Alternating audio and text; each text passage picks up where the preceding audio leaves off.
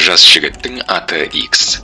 Ол деструктивті діни ағымдардың түрлі уағыздарына әбден уланып, санасы тұзаққа түсіп, жалған ілімдердің шынжырына байланған. X ақ-қараны ажырата алмай, санасына ешқашан орындалмайтын өтірік пен уәденің уы қосылды.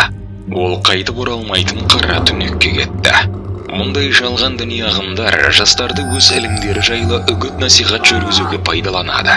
Жастықпен, білместікпен және ең бастысы діни сауатсыздықтың кесірінен жат ағымға арбалып, соқыр сенімнің жетегінде кеткендер оңай олжаға айналады. Ал әлеуметтік желідегі үгіт-насихат теріс ағымды таратушылардың ықпалын күшейтеді. Олардың әрекетін сырттан бақылайды. Алдыға қойған мақсатқа жету жолында ештеңеден тайынбайды. Жат ағымға қосылатындар қатарын күн сайын арттыруды көздейді. Олар адамдарға әкелетін қайғы қасіреттің зардабын ойламайды.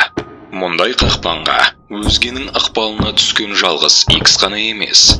Өкінішке орай, мұндай адамдардың қатары тым көп. Өзгенің жетегінде кеткендерді, теріс ағымның шырмауына түскендерді көруден асқан қорқыныш жоқ.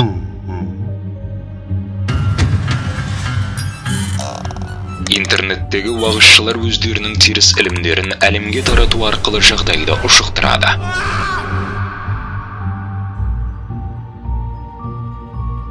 Деструктивті діни ағымдармен күрес Қазақстан үшін басты міндет. Дінтанушылар, мемлекеттік органдар мен Қазақстан мұсылмандары діни басқармасының деструктивті діни ағымдармен күресте атқаратын қызметінің маңызы зор. Шынайы дін бұл адамдар арасындағы бейбітшілік, үйлесімділік пен өзара түсіністіктің бір арнаға тоғысуы. Біз жастарымыздың деструктивті нанымдардың арбауында тура жолдан адасуына жол бермейміз. Сақ болыңыз. Шынайы сенім жалған уәделерге бағынбайтынын ұмытпаңыз.